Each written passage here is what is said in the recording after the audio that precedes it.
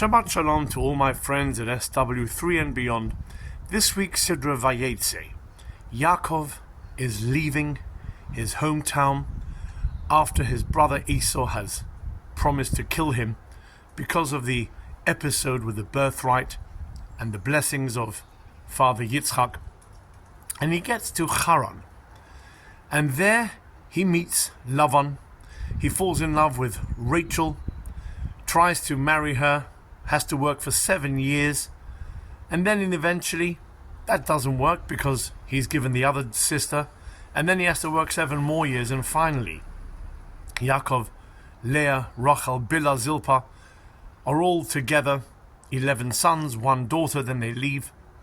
The question is asked, at the very beginning of this week's Sidra, the Midrash tells us that Yaakov didn't go straight from his hometown to Haran, but actually spent 14 years studying in the yeshiva of Shem and Aver.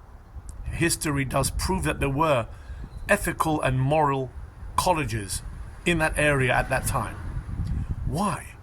When last week he was described as Ish Tam Yoshev Ahalim, a pure man who sits in the house, in the tents studying Torah all the time.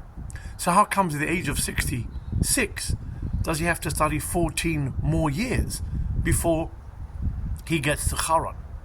And the late great Rabbi Yaakov Kamenetsky, one of the Torah scholars of the 20th century, explains that Yaakov, when he was studying first as a youngster, was in Israel, in the Holy Land.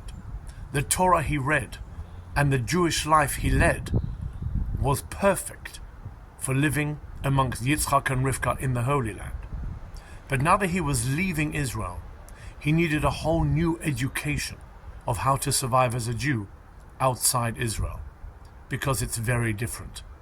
And boy, how nowadays that is so true.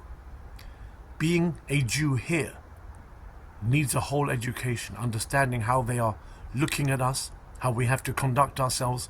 It needs a whole different aspect and outlook. Torah ways, but there is Eretz Yisrael Torah and being a Jew, and then there is being a Jew here. Please God, soon may it be easier to be a Jew here in this country and around the world. Wishing you all a Shabbat Shalom.